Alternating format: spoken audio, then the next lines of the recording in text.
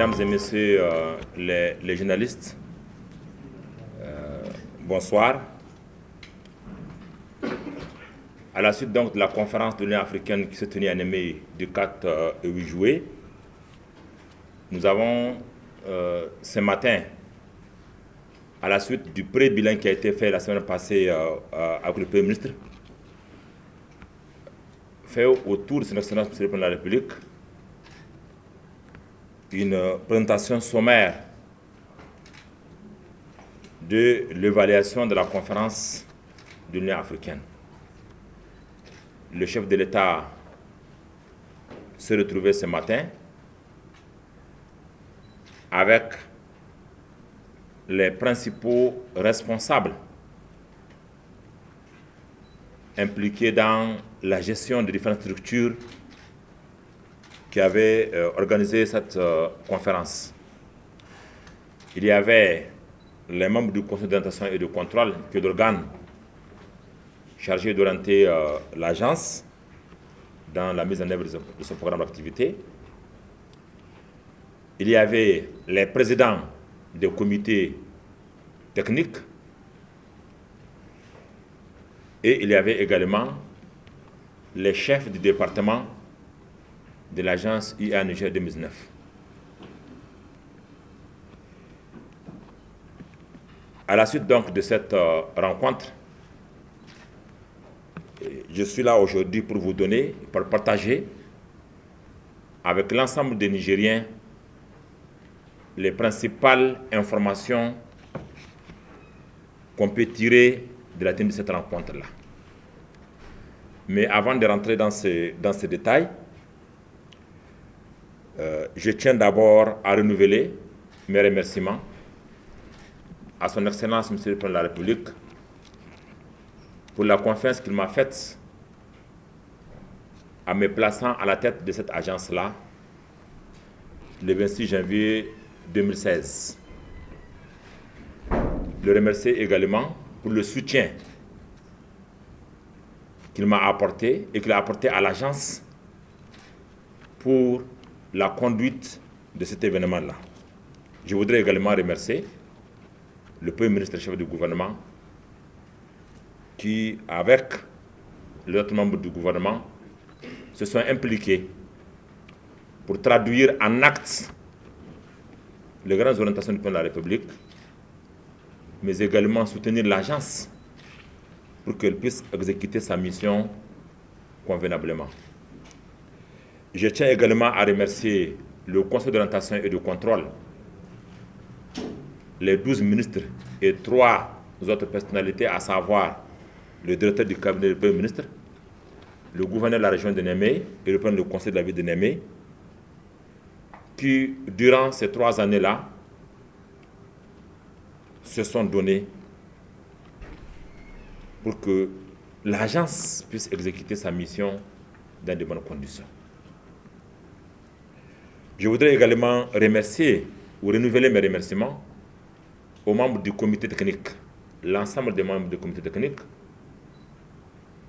qui ont travaillé ces derniers mois, chacun dans son domaine, pour pouvoir dérouler le cahier des charges qui a été élaboré pour la conférence de l'Union africaine. Je tiens également à remercier la presse, parce que si cet événement a eu le coût qu'il a aujourd'hui, c'est parce que tout simplement, la presse, et la presse nigérienne en particulier, dès le départ, était avec nous.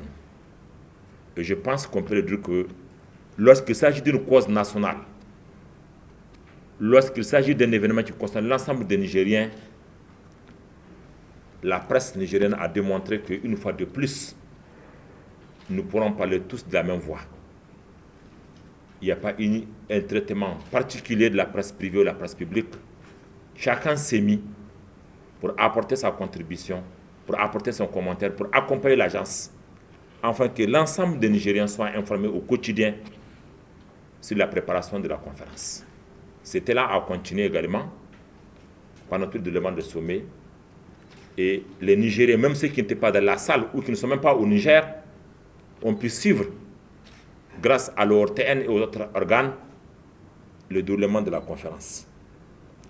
Je voudrais également remercier la population de Niamey et toute la population nigérienne pour avoir répondu à l'appel du président de la République, qui avait invité l'ensemble des Nigériens à se mobiliser pour faire de cet événement une réussite.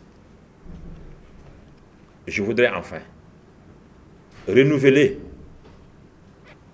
mes remerciements à toute l'équipe de l'agence, aux différents directeurs qui ont travaillé avec moi sous la coordination du secrétaire général de l'agence, à mettre en œuvre la vision que j'avais par rapport à ces projets-là. Et je voudrais également remercier les autres membres du personnel au niveau de chaque département qui, eux aussi, se sont mis en œuvre pour pouvoir traduire en actes les objectifs que chaque directeur de département avait.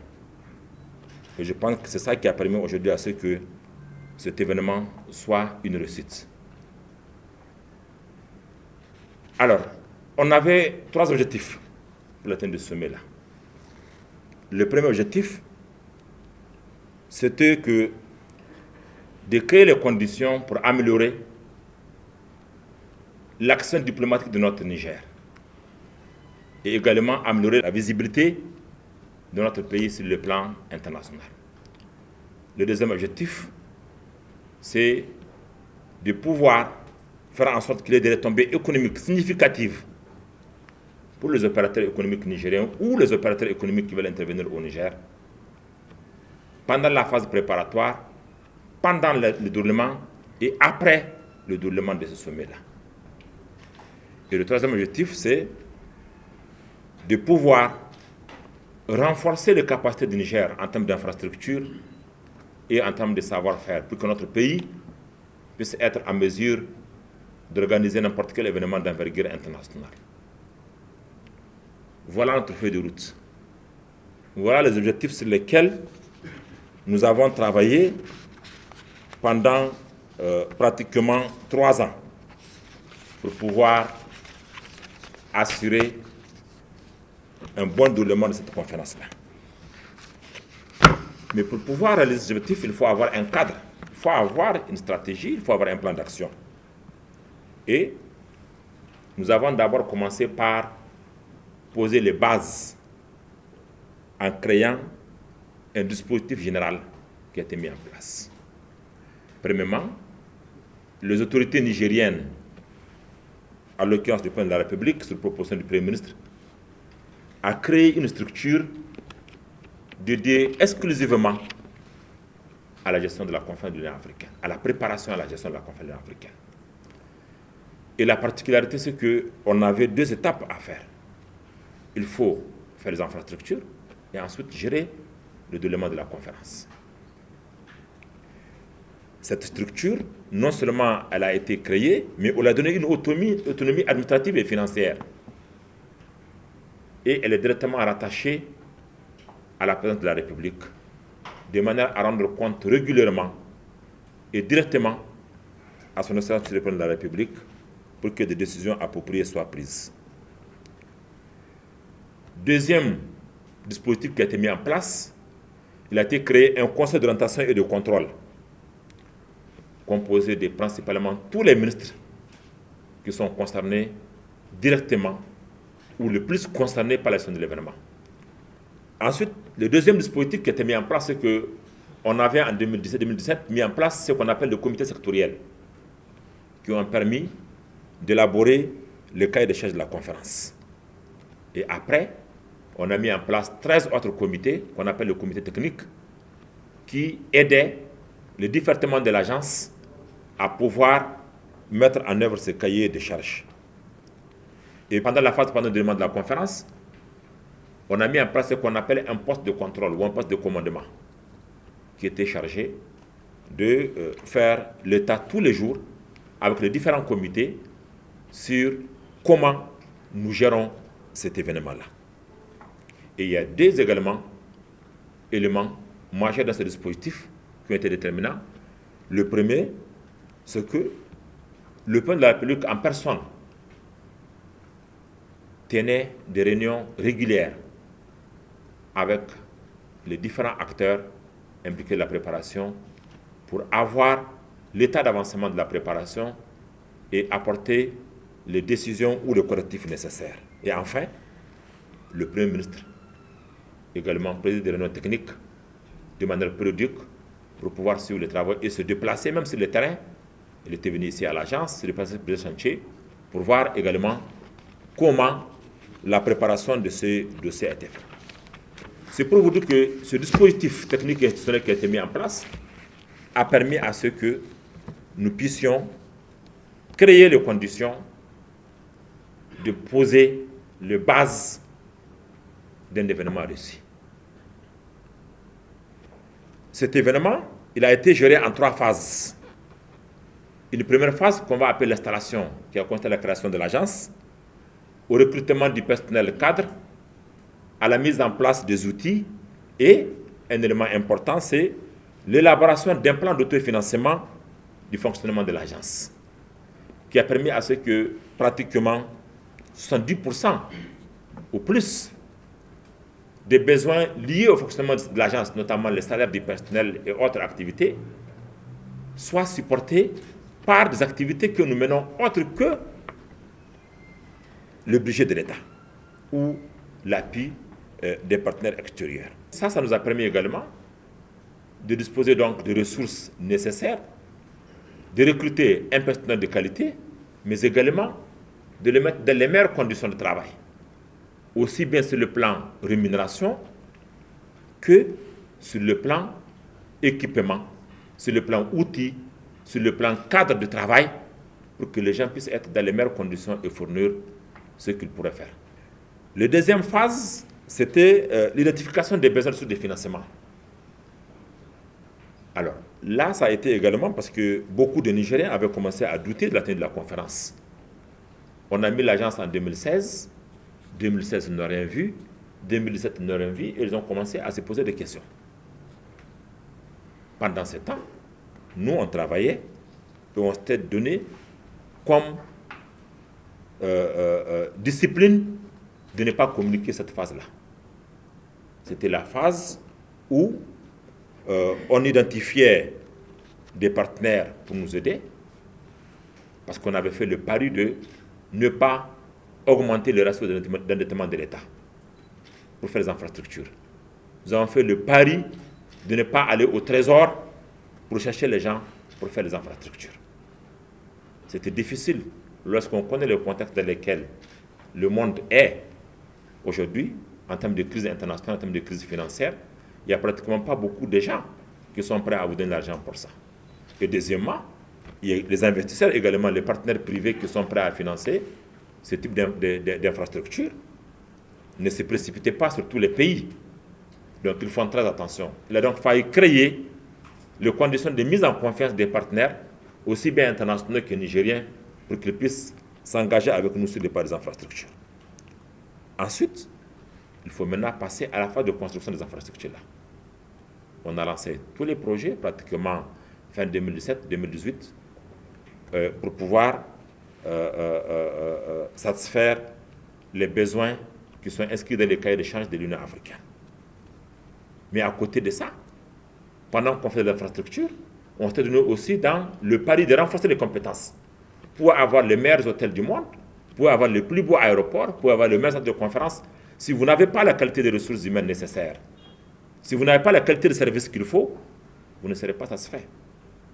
Il fallait donc se mettre à élaborer des programmes de formation, à identifier les besoins de formation, élaborer les programmes et mettre en œuvre le plan de formation qu'on avait fait pour l'ensemble des Nigériens. Et là également, on a bénéficié de l'appui du FAPA, qui nous a aidés pour faire beaucoup de formations, mais également des pays amis comme le Maroc et la Turquie qui ont aidé le Niger à renforcer les capacités de son personnel. Et la dernière phase, c'est la phase de déroulement de la conférence. Nous avons mis en place 13 comités chargés de dérouler et de mettre en œuvre le travail qui a été fait par le comité sectoriel en 2017 et 2018. Alors, au finish, qu'est-ce qu'on a eu comme résultat?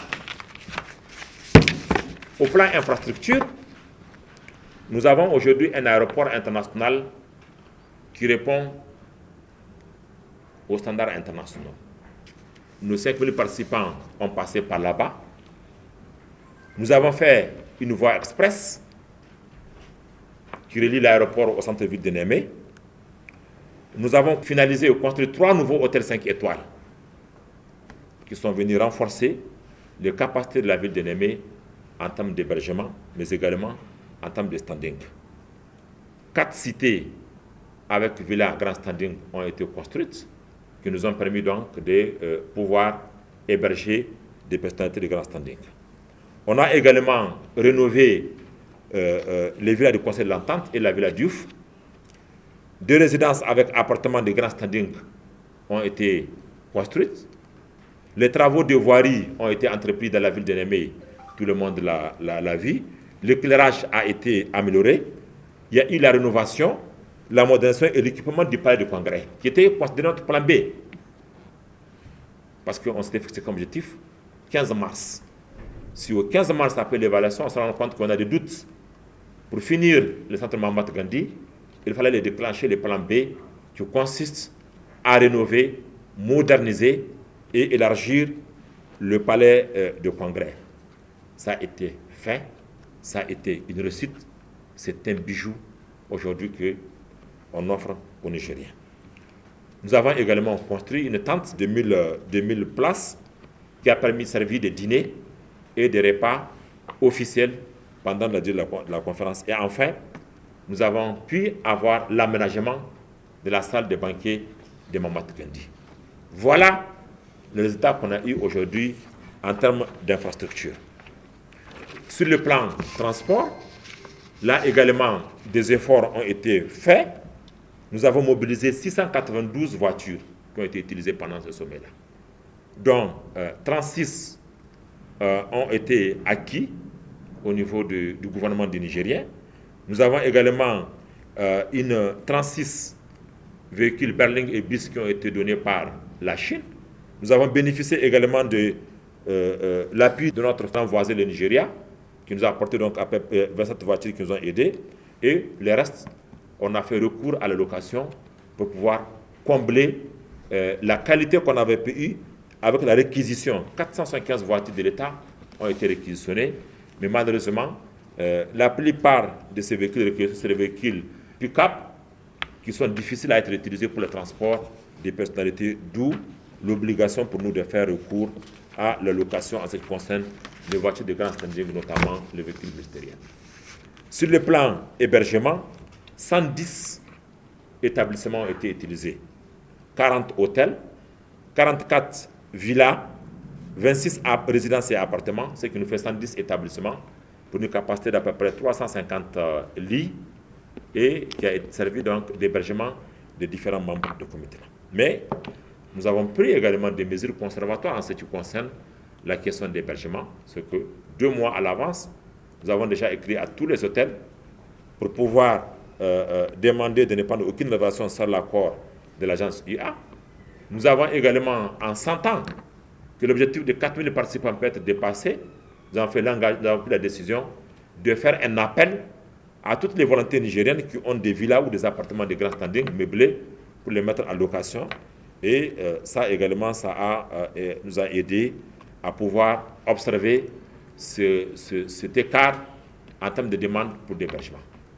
Mais pendant la conférence également, pour nous permettre de mieux gérer ce flux, parce que tout le monde voulait aller dans les grands hôtels et nouveaux hôtels, nous avons mis en place de chaque hôtel un agent du comité hébergement qui restait pratiquement 24 sur 24 pour pouvoir répondre à toutes les demandes et à toutes les préoccupations qui sont posées par les différents participants. 7 également repas officiels ont été organisés.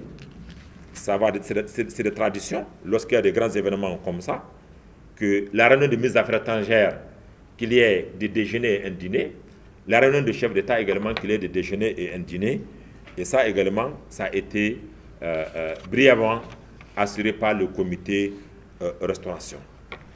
Sur le plan protocole, qui était un grand défi, le protocole, parce que ça a toujours constitué un défi pour le Niger d'organiser un événement. Mais je pense que pour une fois, pour un événement de cette envergure, on peut dire que notre protocole a été excellent. excellent. Il n'y a eu aucune mauvaise touche. Il n'y a eu aucun dysfonctionnement. Tout a été géré de manière professionnelle. Et ce n'est pas un hasard, ça a été géré de manière professionnelle. C'est parce que tout simplement, nous avons mis en place un dispositif de renforcement des capacités des agents des affaires étrangères. Et nous avons également, sommes allés au-delà des affaires étrangères. Dans tous les ministères, nous avons nous avons formé 2 personnes au moins. Dans le gouvernorat, dans les grandes villes d'Ennemé, au niveau de cet État, 350 personnes ont été formées. Mais avant ça, les 350, on a mis en place un noyau dur de 100 personnes au niveau des affaires étrangères, des protocoles, des experts de protocoles, qui ont reçu des formations appropriées pour pouvoir être la base, le tronc de notre protocole. Et nous avons mis également à la disposition 200 hôtesses pour renforcer. On les a vues toutes. On a recruté une agence de manière compétitive. On a fait un appel d'offres. On a recruté une agence d'événements qui nous a fourni 200 hôtesses. Et ça a été un véritable succès. Et il y a eu également le recours à nos experts en protocole et sans ambassadeurs qui sont à l'extérieur.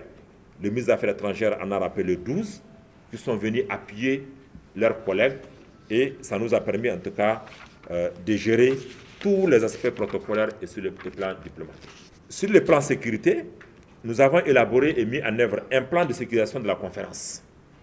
On a fait une géolocalisation de différents sites, tous les sites d'hébergement, les sites de travaux ont été géolocalisés.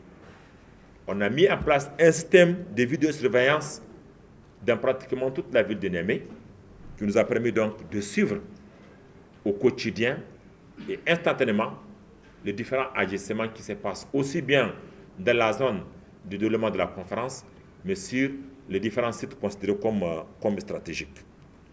Et là également, un certain nombre de moyens ont été mobilisés.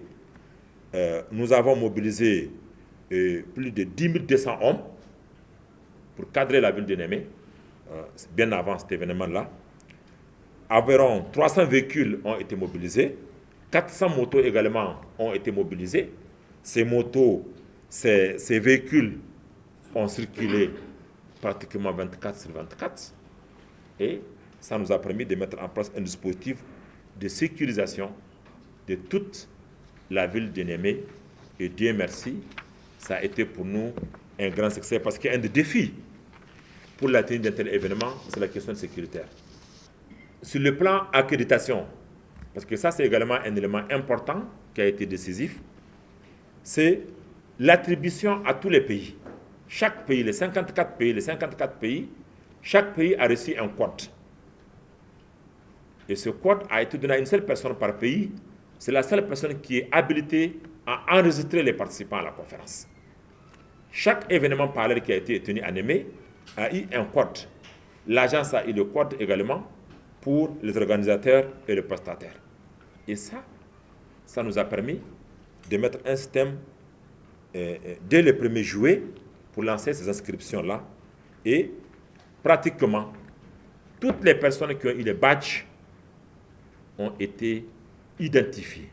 Et nous avons mis en place également au niveau de l'entrée un dispositif de contrôle de ces badges-là pour assurer l'authenticité. Et nous avons reçu un rapport qui fait sortir que 7201 badges ont été attribués pendant cette conférence-là. En termes de renforcement des capacités, 5389 personnes nigériennes ont été formées. Ça a été un des facteurs du succès de la conférence. Chacun dans son domaine a eu un renforcement des capacités ou d'informations qui l'ont permis. Que ce soit au niveau des médias, au niveau de la sécurité, au niveau du protocole, au niveau des chauffeurs et mécaniciens, au niveau des hôtesses, au niveau des personnels techniques, chacun dans son domaine a reçu une formation. Et ces formations, comme je l'avais dit au début, ont été organisées avec l'appui du FAPA, que je tiens à saluer ici et remercier pour tous les efforts qu'ils ont faits afin de nous aider à renforcer les capacités de notre. À côté donc de toutes les actions que j'ai dit tout à l'heure, il y a un certain nombre d'activités qui ont été entreprises. Une grande campagne de salubrité et d'assainissement de la ville de Niamey. Pendant pratiquement 3 mois, le comité salubrité et assainissement de l'agence, qui est dirigé par le président, le haut commissaire Niamey Niala, et avec comme adjoint le gouverneur de la ville de Niamey, avait entrepris des actions pour mobiliser l'ensemble des Nigériens à rendre notre capitale propre, à rendre Niamey Niala. Ces actions spontanées de population aux actions quotidiennes qu'entreprenait la ville de Niamey ont permis de créer un cadre propre. Tous les étrangers étaient surpris de trouver que la ville de Niamey est propre. Et ça, c'est tout le monde. J'ai vu des regroupements féminins, j'ai vu des groupements de jeunes, des groupements corporatistes au niveau de sociétés d'État, de sociétés privées, les gens du pouvoir, les gens de l'opposition, tout le monde s'est mobilisé pour pouvoir rendre notre capitale propre. Et ça, c'est quelque chose également qu'il faut saluer. On a mis également un dispositif de sécurisation de fournitures continue d'électricité dans tous les principaux sites ou pratiquement toute la ville de Niamey. Dieu merci, pendant ces sommets, peut-être qu'après la sécurité, un des soucis majeurs, c'était comment assurer la continuité de l'énergie à un moment où la Nigélec faisait face à d'énormes défis. Mais la ministre de l'Énergie s'est impliquée personnellement, c'est l'instruction du Premier ministre, elle s'est engagée avec son équipe, avec la Nigélec, et ils ont fait en sorte que toutes les dispositions ont été prises pour que la fourniture d'énergie soit continue dans toute la ville de Niamey. Un autre élément, c'est le dispositif mis en place sur le plan sanitaire. Tous les principaux hôpitaux de Niamey ont été retenus, l'hôpital de référence, l'hôpital national, l'hôpital de la Mordée, le palais de congrès, l'aéroport, on a mis en place un dispositif de couverture sanitaire, mais également dans tous les hôtels où il y a plus de 60 personnes, vous avez mis en place une équipe médicale qui a permis d'apporter les premiers soins à tous les participants. Il y a également des simulations de catastrophes qui ont permis à ces gens-là de maîtriser les cas difficiles. Il y a également des formations. Et on a également élaboré une stratégie de communication qui a permis donc de couvrir toutes les activités. Une stratégie qui couvrait avant la conférence, pendant la conférence et qui continue maintenant après la conférence. Là également, le comité communication a appuyé la direction de l'agence en charge de la communication de l'action publique pour que nous puissions partager avec les Nigériens et également avec tous les téléspectateurs ou également les animateurs des réseaux sociaux à pouvoir être informés régulièrement de ce qui se passe à l'agence. Mais des mesures pratiques ont été prises. D'abord, on a eu le 31 mai passé une rencontre à Addis Abeba avec l'ensemble des ambassadeurs africains accrédités à Addis Abeba pour leur présenter le dispositif mis en place par le gouvernement du Niger, leur présenter notre plan de sécurité, et ça a été assez important pour eux et pour nous. Ça a permis de dissiper beaucoup d'appréhension. La plupart d'entre eux n'ont jamais été à Niamey. La plupart d'entre eux ne s'intéressaient pas au niveau des préparatifs qui ont conduit. Mais cette réunion les a permis de mieux comprendre et de mieux soutenir la tenue de la conférence à Niamey. Et ça les a également aidés à convaincre leur pays, à expliquer à la délégation tous les dispositifs mis en place par les autorités nigériennes pour que la conférence soit une réussite. Et au passage, je précise que nous avons reçu 3 missions de la Commission de l'Union africaine. Et dès la deuxième mission, la Commission de l'Union africaine a signé un accord de siège avec le Niger.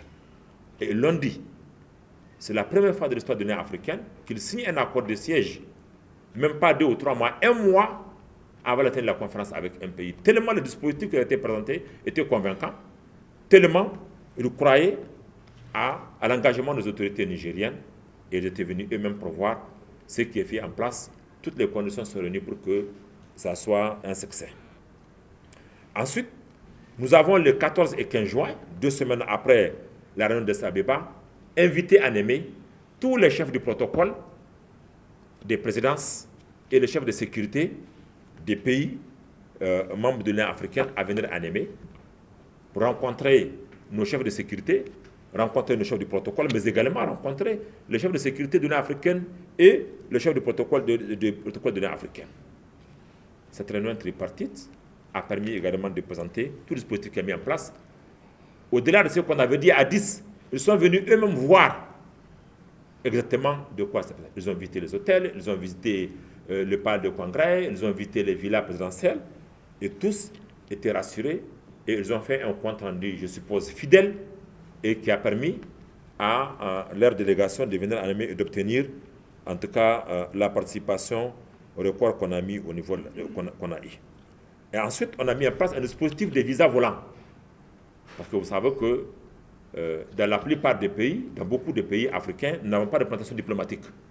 Et nous avons des visas réciproques avec ces pays-là.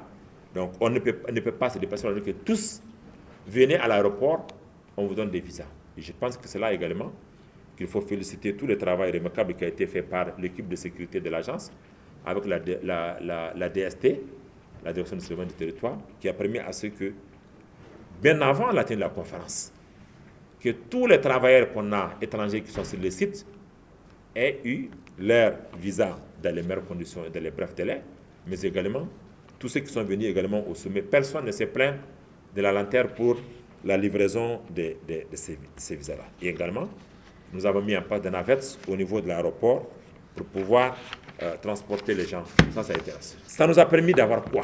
Tous ces dispositifs. Qu'est-ce qui était recherché? Deux choses. La première, c'est d'avoir une participation significative. Et la deuxième, d'avoir la satisfaction de tous les participants. Alors, sur le plan participation, 5316 personnes ont été enregistrées pour un objectif qu'on avait de 4000 personnes.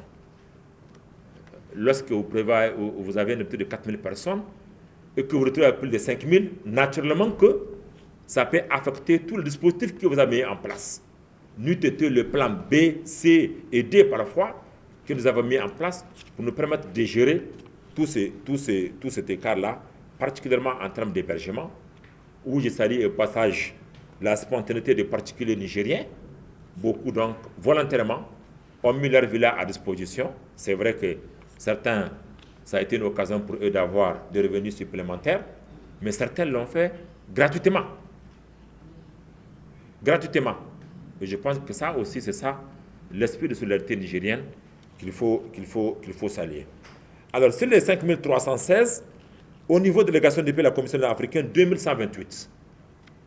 Nous avons 75 invités spéciaux du Niger et de l'Union africaine. Nous avons, pour les événements par organisés par l'Union africaine, 1115 personnes et les événements par organisés par l'Union 1519. Et au niveau des médias, on attendait 400, on a eu 479. Et en termes d'organisation, en termes de prestataires, 1885, presque 2000 personnes se sont engagées, ont été engagées et ont été impliquées directement dans la gestion du déroulement de la conférence. Ce qui nous donne au total 7201 personnes qui ont été impliquées dans l'organisation. En termes de niveau de participation des pays, d'implantation des pays, nous avons eu une trentaine de chefs d'État et de gouvernement. Donc, 29 précisément. Il y avait 27 chefs d'État, un vice-président et un premier ministre, ce qui nous fait 29 donc, chefs d'État et de gouvernement.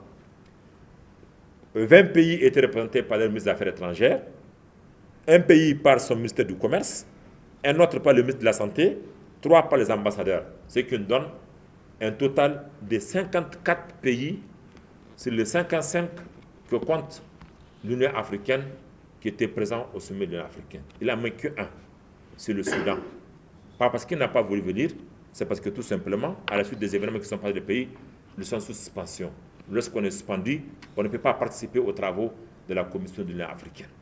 Une autre participation significative qu'il faut noter, c'est la présence des premières dames. 15 premières dames ont fait le déplacement de Niamey.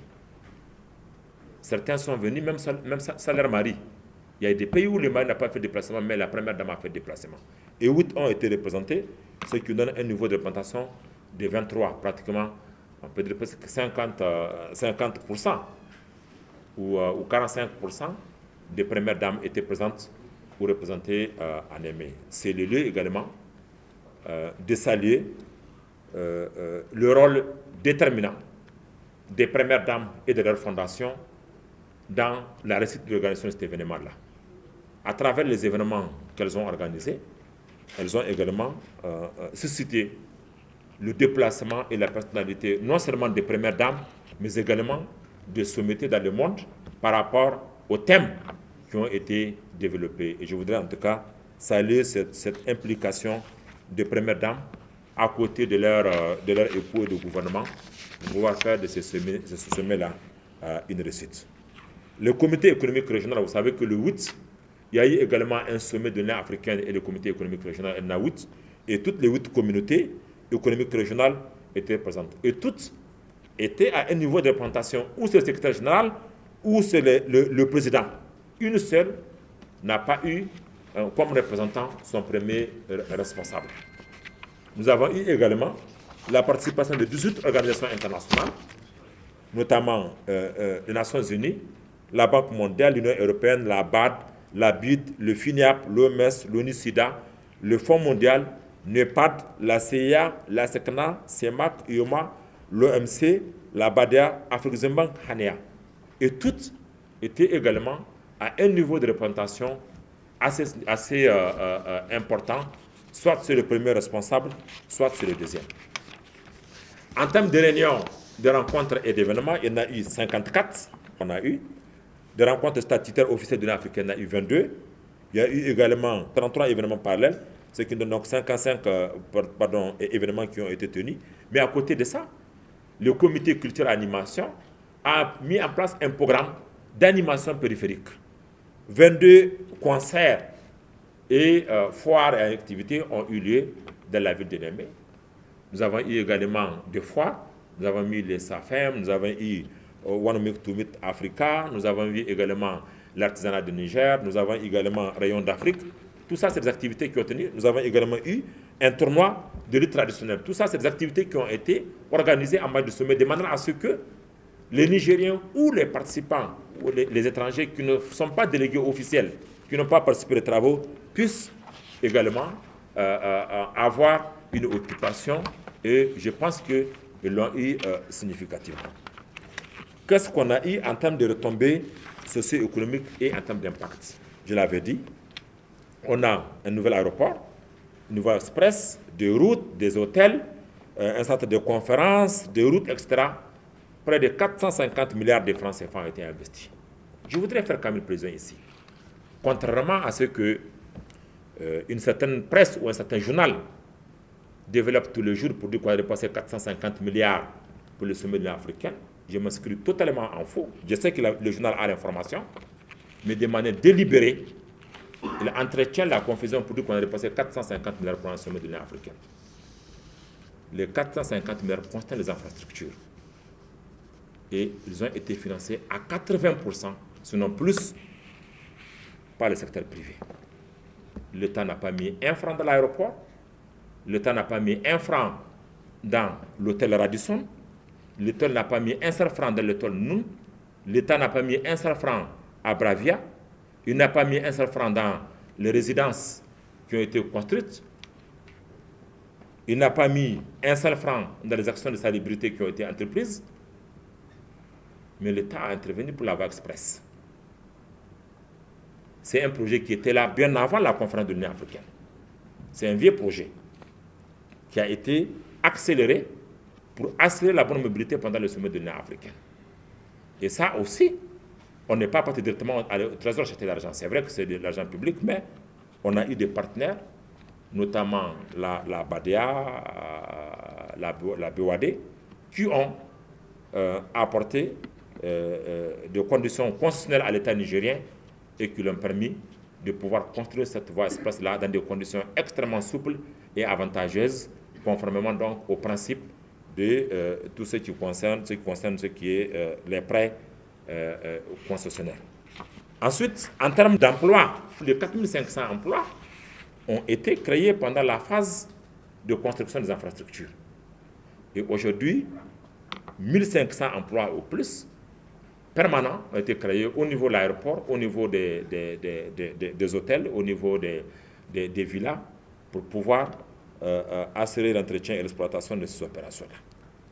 Les jeunes ont eu du travail, beaucoup de jeunes ont eu du travail, beaucoup de jeunes ont appris de nouvelles techniques en termes de construction, en termes de gestion des événements, donc ont été formés par rapport à ça.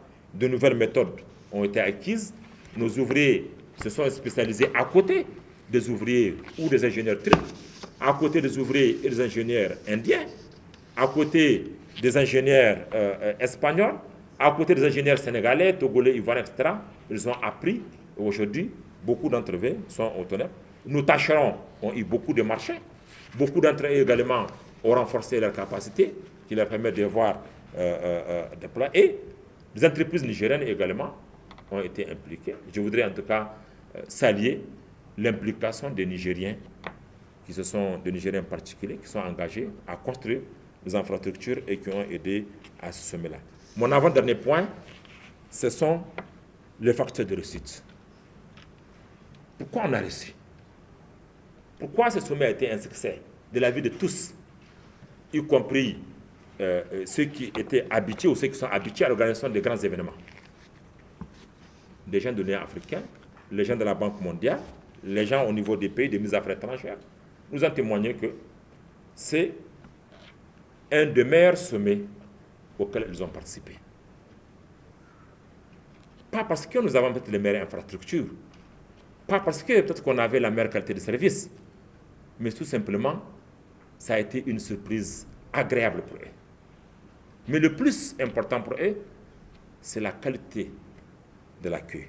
C'est la chaleur des Nigériens. Et ça a été déterminant pour eux.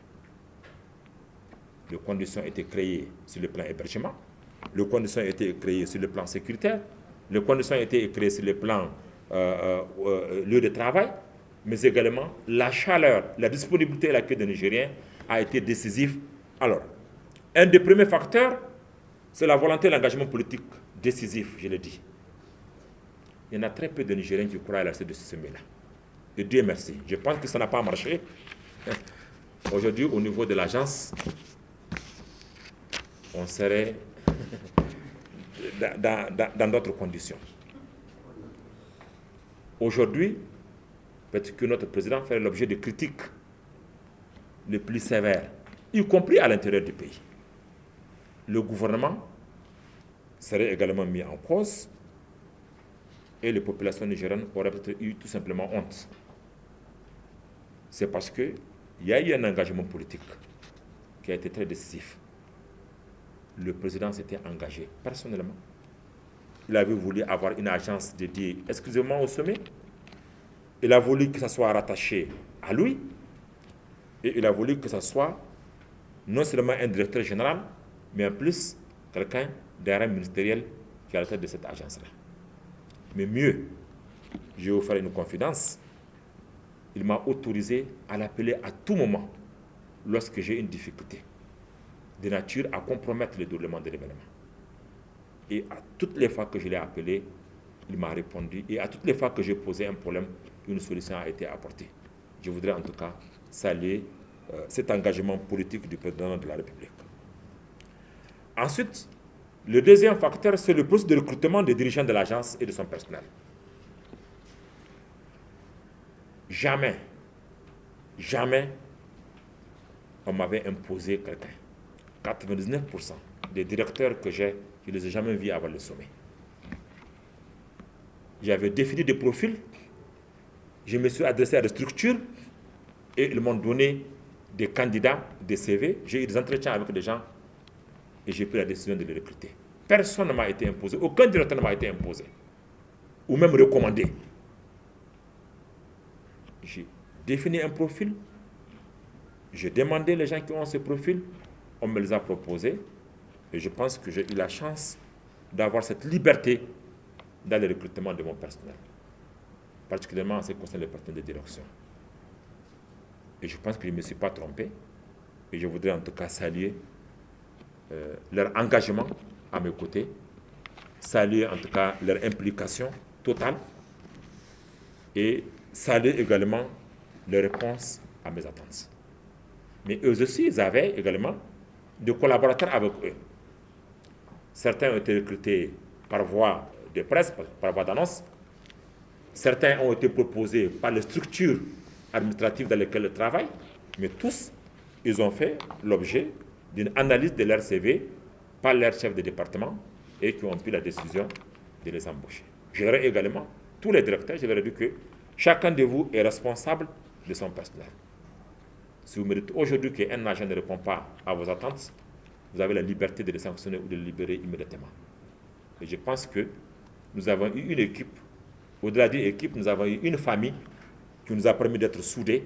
Jamais je n'ai enregistré une quelconque contestation, jamais je n'ai enregistré un mécontentement flagrant sur les conditions de travail, même si par ailleurs je suis convaincu qu'il y a toujours des petites frustrations, des petites incompréhensions des uns et des autres. Mais dans l'ensemble, une organisation comme ça, là, je pense qu'elle a créé les conditions de travail. Je voudrais en tout cas saluer une fois de plus le travail remarquable fait par ce personnel-là, qui est, pour moi, tout le monde nous a rejoints.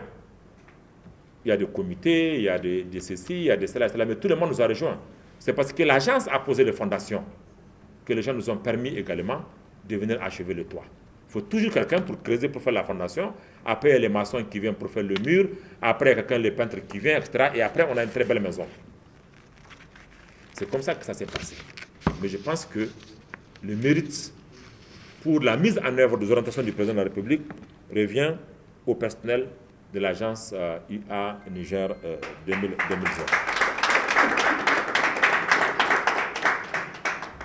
Ensuite, nous avons également mis en place un processus de renforcement des capacités des acteurs. Tous les acteurs déjà ont été formés et la formation, comme on le sait, elle stimule.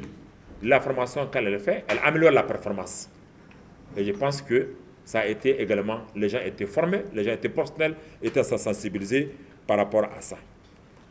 Un autre élément qui a contribué également à la réussite du succès, c'est l'équipation stratégique des sites sur le plan sécurité, la mise à disposition de moyens conséquents. L'agence a bénéficié en tout cas de moyens conséquents, ce qu'elle a mobilisé elle-même, ce que l'État a mis à sa disposition et l'apport que les partenaires lui ont apporté. Et je voudrais également saluer la mobilisation et l'engagement du secteur privé. Si le secteur privé n'était pas engagé, s'il n'avait pas tenu de promesses, je ne suis pas sûr qu'on aurait eu la qualité de la conférence qu'on a eue. Et également l'apport des pays amis comme l'Inde, la Chine, le Maroc et le Nigeria. Et enfin, à titre de conclusion, je me pose la question suivante. Qu'est-ce qu'on retiendra? 6 éléments. Le premier, c'est que l'action diplomatique et la vérité du Niger sur la scène africaine et internationale sont aujourd'hui renforcées. Des retombées pour les opérateurs économiques. J'en ai parlé avant le sommet, mais pendant le sommet, je pense que les vendeurs de kilichi peuvent en témoigner. Les hôteliers peuvent en témoigner. Les restaurateurs peuvent en témoigner. Les locataires, les agents de location de voitures peuvent en témoigner. Les télécommunications, les maisons de télécommunications peuvent en témoigner. Les vendeurs d'eau, de sucreries, etc., etc. Troisième élément qu'on retiendra, c'est que les capacités du Niger en termes d'infrastructure et de savoir-faire sont aujourd'hui renforcées. Nous pourrons accueillir aujourd'hui des événements plus importants que celui de l'Union africaine. Le regard des autres sur le Niger et le Nigérien a changé, comme l'avait dit le président de l'Assemblée de la Nation. Nous sommes tous fiers aujourd'hui d'être Nigériens.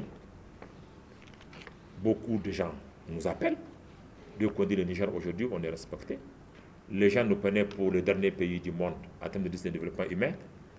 Mais nous avons montré que, en dépit de tous les défis, nous avons la volonté, nous avons l'engagement. Et comme l'avait dit le président, si on a la volonté, on peut tout réussir. Et cette volonté-là, on l'a eue. Et cette volonté-là, on l'a démontrée. Parce que l'ensemble des Nigériens se mobilisaient. Il n'y avait pas de l'agence UA, il n'y avait pas d'Inter. Lorsqu'il s'est agi d'aller de la phase de déroulement de l'événement. Tout le monde s'est impliqué et ça a été une réussite. Notre fierté nationale a été renforcée. On est fiers aujourd'hui d'être Nigérien. On l'a toujours été, mais ça a été encore renforcé. Si on n'avait pas de cet événement, on serait carrément la risée du monde. Mais ce qu'il faut retenir, c'est que l'histoire retiendra que non seulement Niamey, le Niger et son président ont réussi un bon sommet, mais l'histoire retiendra que la ZLECAf, le processus de la ZLECAf a été conduit par un Nigérien, à l'occurrence le président du Niger. L'accord a été ratifié parce qu'il fallait avoir 22 pays pour le ratifier. D'abord, on a eu 24, on a eu 25 avec le dernier sommet à la dernière minute, parce que tout simplement, le Niger et son président sont engagés.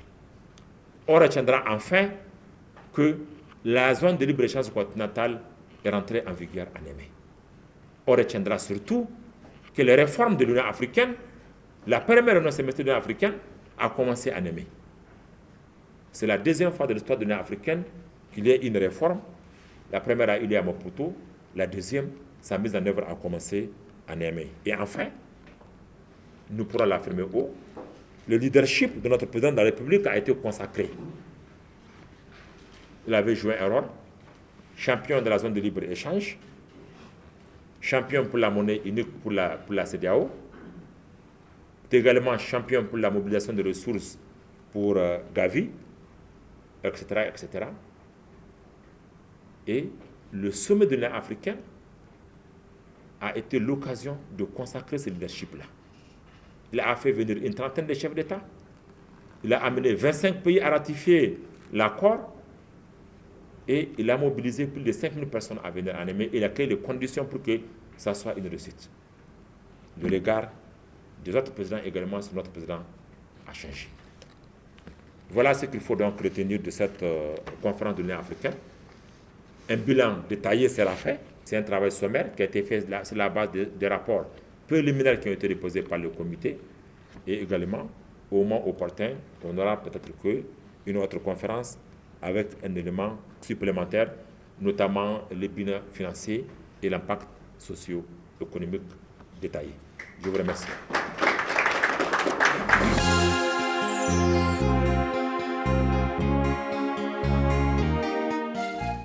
Il faut retenir qu'il y a plusieurs facteurs qui ont contribué à l'arrivée des investisseurs. Premièrement, c'est que, comme vous le savez, notre pays a créé les conditions pour attirer les investisseurs au Niger. Sur le plan mondial, notre rang au niveau de Doing Business a changé de manière significative. Un cadre juridique a été créé pour sécuriser les investisseurs. Un cadre institutionnel a été créé. Nous avons un haut conseil à l'investissement et nous avons aujourd'hui aussi une agence en PIB qui a été créée. Nous avons également le ministère du Commerce et de la promotion du secteur privé. Notre environnement juridique a été toiletté avec la création d'un tribunal de commerce, etc., donc une justice du commerce. Tout ça, ça sécurise les investisseurs.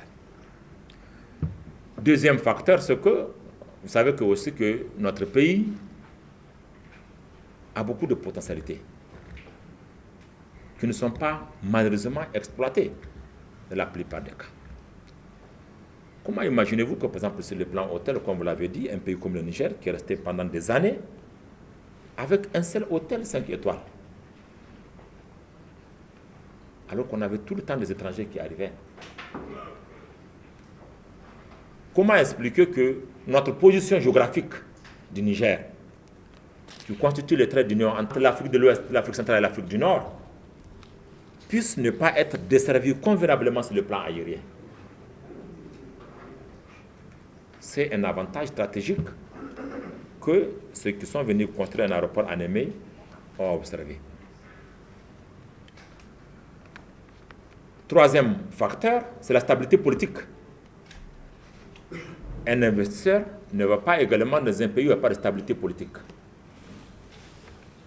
Dieu merci, ça fait aujourd'hui plus de 8 ans que nous sommes dans une stabilité au niveau du pays qui rassure les investisseurs.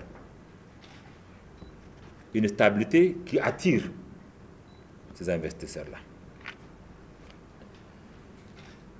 C'est vrai que lorsque je suis un investisseur, je vais les empêcher, je me dis la question, mais je gagne quoi? Si j'ai le choix de construire un hôtel 5 étoiles entre Niamey, Abidjan, Nairobi, je le fais où? Parce que n'oubliez pas, je l'avais dit au début, que c'est leur propre argent qu'ils mettent. C'est parce que tout simplement, ils ont fait une étude de marché qui démontre que ces investissements peuvent être rentables au Niger. Mais pour les attirer également, le Niger, après ce nombre de mesures, indépendamment de celles que j'avais citées au début, nous avons un code d'investissement au Niger qui accorde des exonérations. Tous